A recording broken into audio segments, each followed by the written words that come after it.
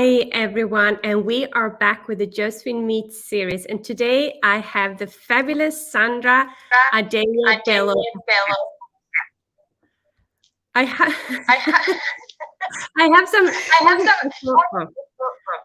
I have some echo when so I will unmute and unmute Sandra. So this will be like a little bit like an on-off episode, but I will try to stay as silent as possible because we are here to hear about Sandra. So those of you who are listening in for the very first time, let me quickly just introduce myself first. So my name is Josefine Warner. I'm a former corporate executive turned entrepreneur and business growth strategist. And I started this series, Josefine Meets, I think it was in November, something like that, so that I get to meet really inspiring people and that you get to hear their inspiring stories. And today with Sandra, I think we have a fantastic, inspiring story because Sandra has not only built a completely new brand, the Different Woman, which she, you have to tell us a little bit more about that, Sandra, afterwards. But she also recently, on the 8th of March, she kicked off the Women's Club, the Talk Club, and I'm a proud mentor as part of that club too. And I just want to welcome Sandra here to Josefine Meets. Hi, Josephine. Thank you so much for the introduction.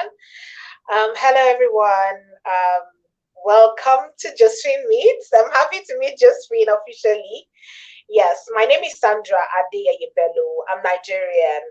I'm a media practitioner who is passionate about gender and mind wellness. So somehow I found a way to merge my career and my passion in my social enterprise called the Different Woman Network. Yes, I know, Josephine, you asked about why I'm called the Different Woman, right? Okay. Long story or short story? Okay, let's start from the short story. I have a status quo problem. That's the short story. And then the long form is where I grew up from. The woman has a lot of limitations that I felt were cages. Yes, you know, sometimes you have pets and you put them in cages. You think you're trying to protect them. But those cages end up becoming their limitation. It makes them dream less. It makes them reach for less. So they become dependent on you and you cripple them in the long run. But probably that was not your intention. Where I come from, the woman has been exalted to that form where, oh, we worship women, we love women. That's what, you know, the society thinks. But in the end, what happened or what has happened is the woman has ended up becoming people's properties, people's trophies, and she is not her own self. Somehow the girl child becomes, she is someone's daughter. From becoming someone's daughter, she becomes someone's wife. You know, there is that transition. And then she becomes somebody's mother. And she has no identity of her own.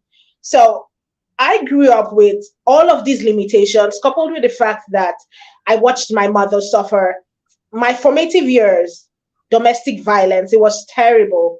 And I kept asking questions. Hey, why do we stay? And most of the answers she gave me were more of the answers, the reason that come from societal judgments. You know, down here where I grew up, marriage is seen as the woman's own.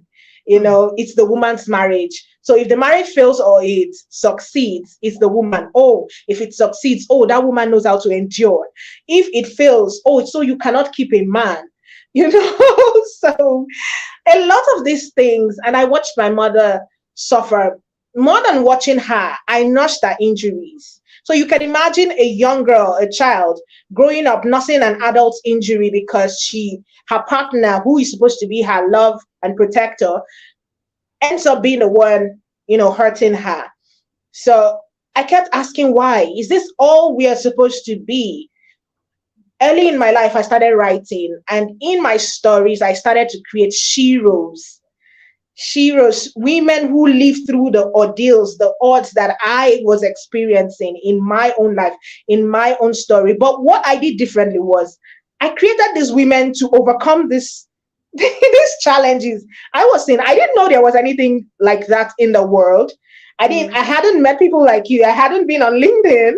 You know, I was still a child, but I dreamt bigger than where my cage was. I wanted to be outside that cage. I wanted to see differently.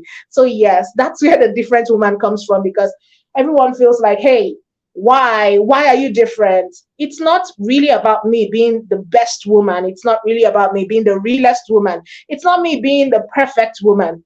It's being the different woman. I want to do differently. If you say we have to go this way, I would ask you why. If you can convince me about the why, then let's go.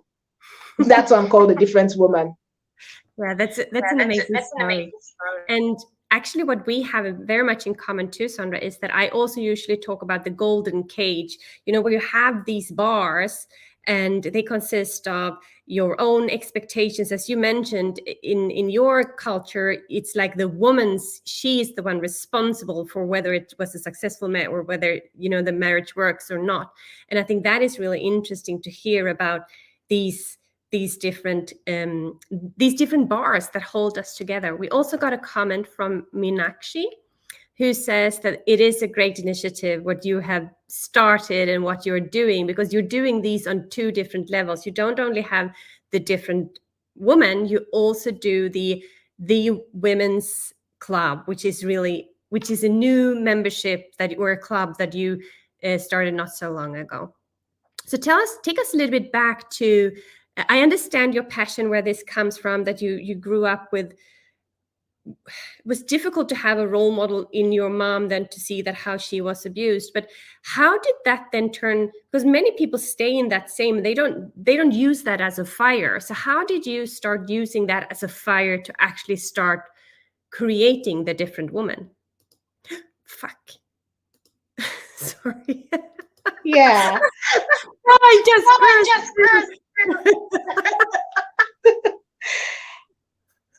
Okay. So yes, thank you for that question. I don't know honestly how I survived my immediate environment, and true to what you said, I really did not have role models. And that's one of the reasons I'm creating currently the Women's Club. Yes. So, but going back, I would say, I think it's just divine. First of all, I want to give it to the divine because I was down a self-destruct path. You can imagine growing up, and the people who were supposed to protect you are the ones that actually violate you, that actually exploit you. So I grew up an angry woman. Yes, I know that sounds cliche, but it was, I think one of the things that actually saved me was going to the university to study theater arts. Yes, so I am a communication specialist currently, and I studied theater first in university before I was even exposed to the other forms of communication. Yes, I started my career off in the radio where I was writing, the same thing I've been doing way back. So someone found me. Yes. I think this would actually answer this question now. So I started writing as a way to escape my reality. I told you about creating the sheroes, right? Women that were, bigger than life, larger than life, went through the same ordeals, but they came out with this flaming sword. They were always, the heroes and all. And somehow, while I was doing that, my mother and her husband at that time, they found some of my stories. And guess what? They burnt them. Yes, they burnt those stories. I think about 40 short stories that I had written, they burnt them. So guess what I did? I learned how to hide my words, hide my feelings in poetry. So I started to write poetry. This is something that most people don't know about me. I started as a writer. From the early days, and writing was my form of escape. And when I discovered that when I was writing those stories, they could read them and understand them, so they ended up taking that kind of drastic action that that was more like, hey, you're going back in that cage, I thought, hey, what else could I do? I started to write in words that were bogus, ambiguous, things that only I could read and understand. Oh, this is where this comes from. Then I was exposed to the cyber cafe in, I think I was about 15, 16 then. And I started going to, I think that then it was like emails and stuff. So, but what I did was I started using it to search for opportunities online, writing opportunities, poetry contests, and so on. And a woman found me. A woman found me. I was right. I was just looking for this opportunity to just put my voice out there. I wanted to be out there. And I didn't know, I was not educated yet by the standard of university, right? I had already gone to my primary and secondary school, but I had not gone to university. But I didn't want to just sit down and wait for opportunity to find me. I wanted to see the world. I wanted to see differently. Hey, is this all that we can be, these four walls? I wanted something else. So I started to Google. I started to ask questions. And then one woman saw me doing that. She always saw me come in at a certain time and go out. And then she asked me, what do you do? And I said, I write. And she says, you write? What kind of things do you write? I said, I write.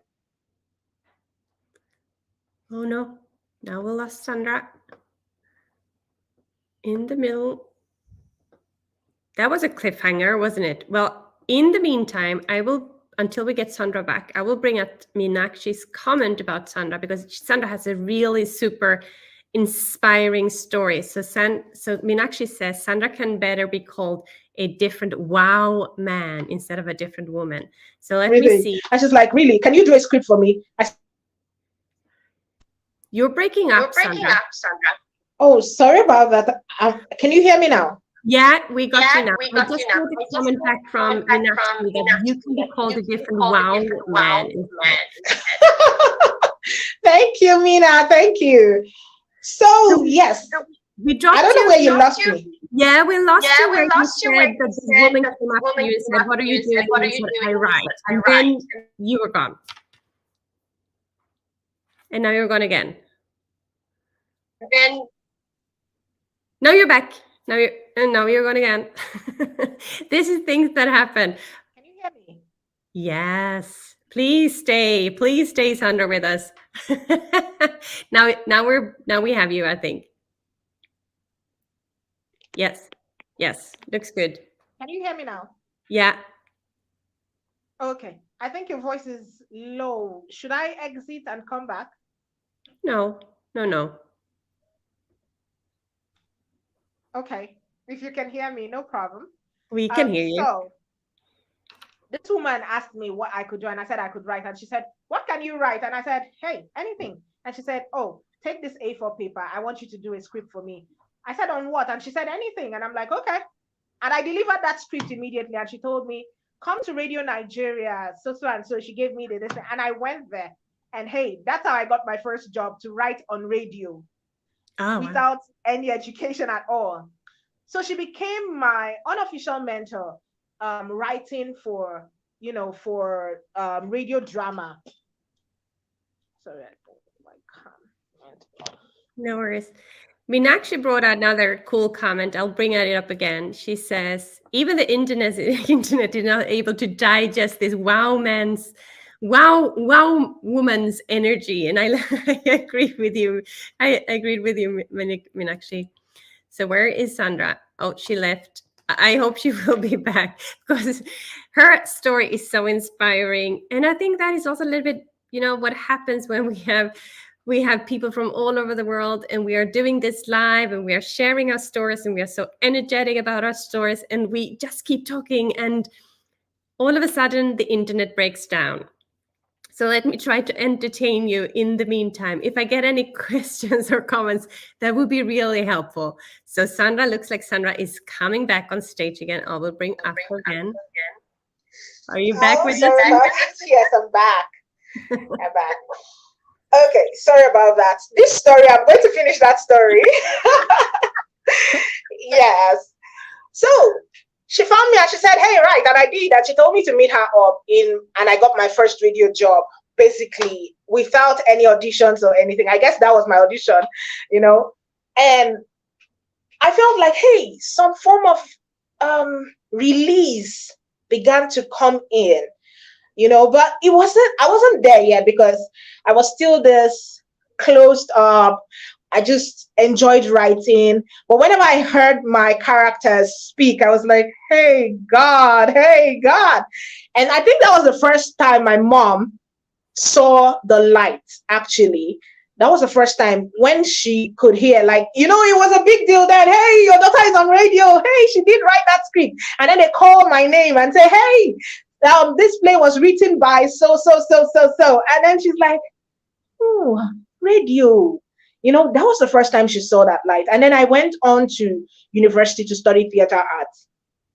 And I think that was my very unofficial, but the breakthrough I needed when it came to breaking down my emotions, putting words to who I was becoming. Hey, this is who you are.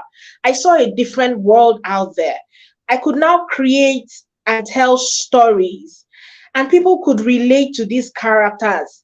Yes, I had been doing it for radio, but it didn't feel as I don't know. There is this energy that comes from, live audience. You watch when you're done creating and you just sit back and watch them replay it to you. Yeah. That energy, it just felt like that release. And that was when I understood the power of the media. The media subconsciously, unconsciously programs us, towards something or against something. And I felt, hey, I have a passion. I have something burning in my tummy. I have a message I want people to hear. I want people to hear that women are humans. Women have rights. Women bleed. Women can actually be givers. Women can actually receive. Women can be so much more than you have actually made us to look like, to seem. We have voices, I had this message and I wanted people to hear. And hey, the media exposed me to print, audio, visual, stage. Now, it's like the love for media just became woo for me. And I have gone all in. I create all sorts of multimedia productions today to educate, to entertain, and of course, to pass information. My love for the media cannot be trifled, but yes, it still comes with the urge to push for positive social impact. And that's what the Different Woman Network allows me to do. And that's all that the Different Woman brand is all about. I want to utilize the strength of the media to cause positive social impact. That is amazing. We actually got a really cool quote here from Lark Ambris, who's watching from LinkedIn. Amazing things happen when alignment happens. And I think what we can also sense when we're listening to Sandra, when you are sharing your story with us, we feel the energy, as also, actually said that even the internet is not able to digest your energy. We feel your energy and we feel your passion. And I believe that is the passion that actually drives this whole network and this whole membership, little bit cult or club that you have been creating. So tell us a little bit about the membership. Was that born out of the Different Woman, or is that do you see them as two different things? Yes, they are two different things at the moment. But initially, I felt like the Women's Club would come under, it was actually born under the Different Woman Network. Now, the Different Woman Network is a social enterprise. It's a business, remember, right? So I created this club because of course, you already know my background, and I felt like I wanted to talk to women. I wanted to reach out to a lot of women, but guess what? Whenever I reached out to women, it felt like everyone was going in this secretive mission. Hey, protect your own, protect your story. Don't let people know. Everyone is going through theirs. It just kept on. And the funny thing is, when we get to share, we realize that we are all isolated. Our stories are not so different after all. Oh, you're depressed. Well, Guess what? Welcome to the club. I am depressed too. Can we have a bottle of wine? You know, the thing. So it just felt like, hey, why are we hiding these things? You Yeah. know, guys Yeah. go out in my society. The moment you clock a particular phase, right? You're expected to take on a kind of persona. You're flawless, you know. Hey, a woman should not laugh like that. Oh, I used to be very vibrant when I was single before I became someone's wife or someone's mom. But guess what? The moment I became someone's wife and someone's mom, the society had a lot to say about me. A married woman should not dress like that. A married woman should not laugh out loud. A married woman, you should be inside by this time. A married, you know, and then becoming someone's mom. Oh, your daughter is looking so sickly. Oh, you're not such a good mom. You need to do more. Oh, your tummy is this. Oh, everyone has something to say about me. Hello, is your life perfect? If your life is perfect, please raise your hand and let's see. You know, so much going in. And the funny thing is, most of these judgments come from other women. Yeah. Honestly. Yeah. It's I don't think, yes, men might have, you know, but it comes from women. And I started to evaluate what's really going on. Why are we in this contest? Why am I forced to get into this contest with you? Why am I forced to go on this journey of back and forth with you? Why? What are we up against? What are we fighting for? You know, I had a lot of questions. And so I started a chat on LinkedIn called TDW Fireside Chat. And the reason it's called Fireside Chat is because I thought about a fireplace and how at midnight you can just sit there with your thoughts, right? We could just have these thoughts and go on these journeys, think about life, and then come back. But imagine doing it with someone close to you, a friend, a sister, a mother, and we could just squash these things that might have seemed like, oh, with all the noise of the day, the distractions, we might not have been able to hear ourselves. But what if we sit in that silence and just have these conversations? That's why it's called TDW Fireside Chat. So I started these conversations. I started to poke at these things. Why do we have the PhD syndrome? You know, pull her down syndrome. Like the moment the woman is going up, oh, you think she doesn't deserve it. Oh, you think you want to invalidate her feelings. Oh, you think you want to invalidate her wins. Oh, you have an opinion about what she is, who she should be. You know, why?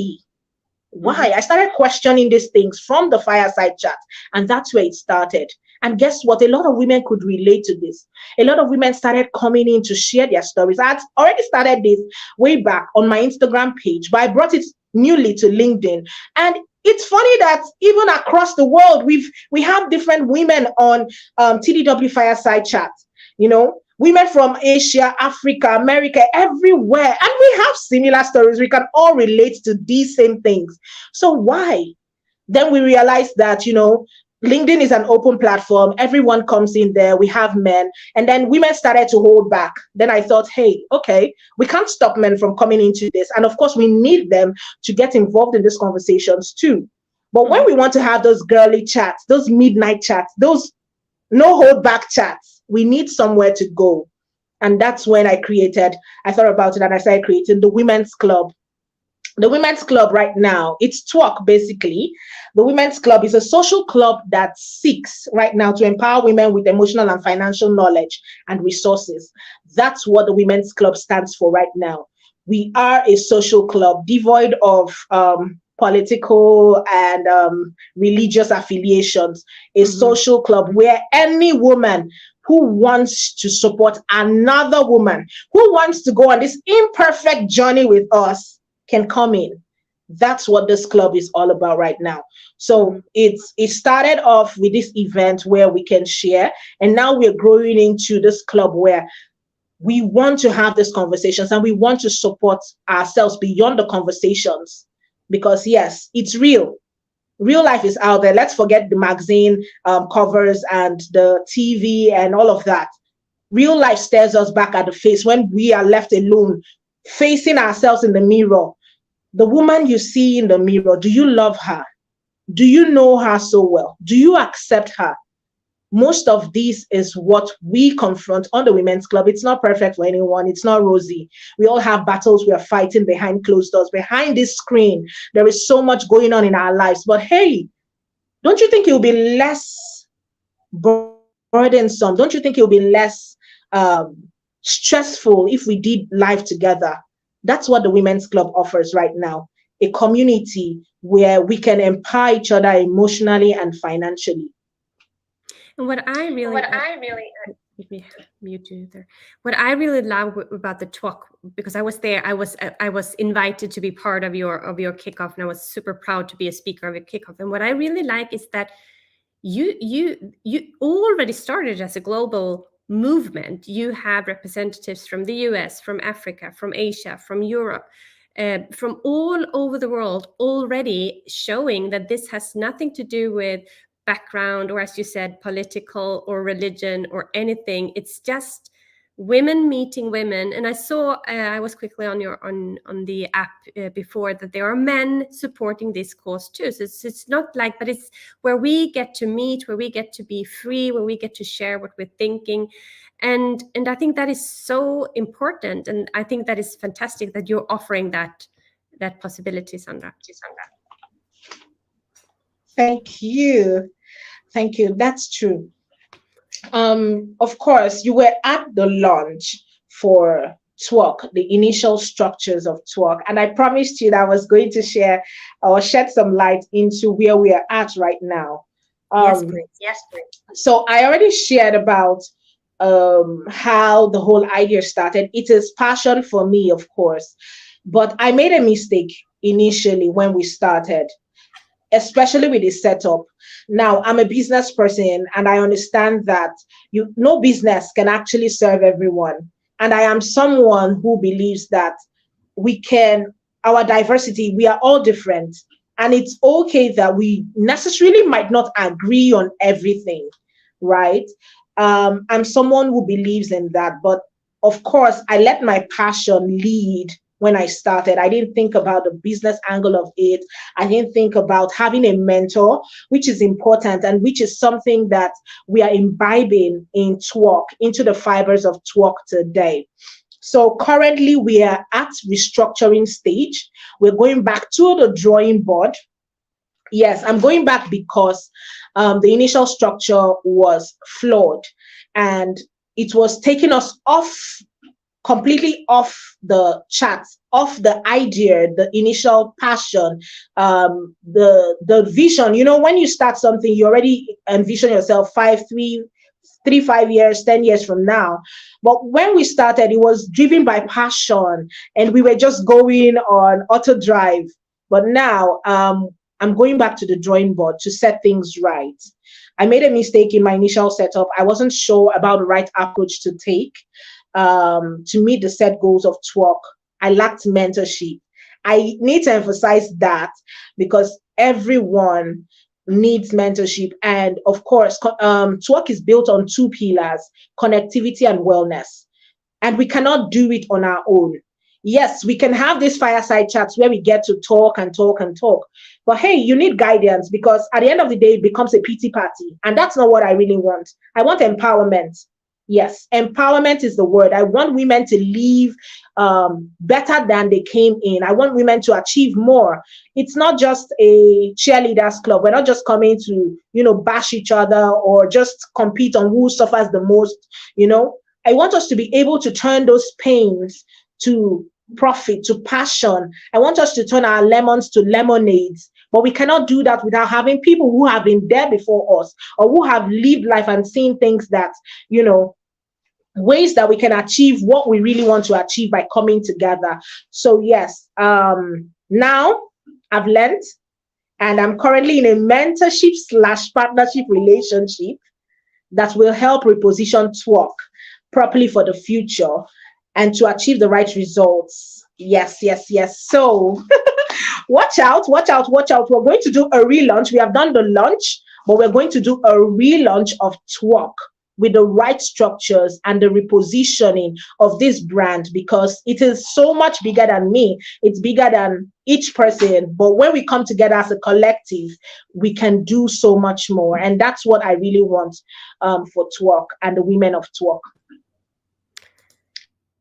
I think that is amazing that you're sharing that, because there are so many people who think that, I'll just launch a membership and then it's done and dusted and it's so easy and it will grow like a rocket, like up to the, but if you don't dare to test it out, if you don't dare to launch it, if you don't dare to kind of like do these things, you will never learn. I think it's really, really important, as you say, that you're going back to the drawing board. You're not trying to put any band-aids somewhere on trying to, maybe we need to change the messaging, or maybe we need to do this, or maybe we need to do that. If it's not really working, you really have to go back to the drawing board, because in the end, and I think it's fantastic that you have kind of taken a mentor to your side, because having that person who can point out the blind spots for you to say, okay, did you try this? Yes, we did. Okay, let's try something else. Did you try this? Oh, no, we didn't. Okay, let's try that. And that is so important to have that accountability partner and that mentor that really pushes you and helps you to stay structured. And you have so many things in your backpack already of the things that you learn, that will be just a tiny step forward, and then it will be so, I wouldn't say so much better, but it's a different learning. It's a learning curve the whole time. So exactly. So I would want to round this off. We are now at the half hour approximately.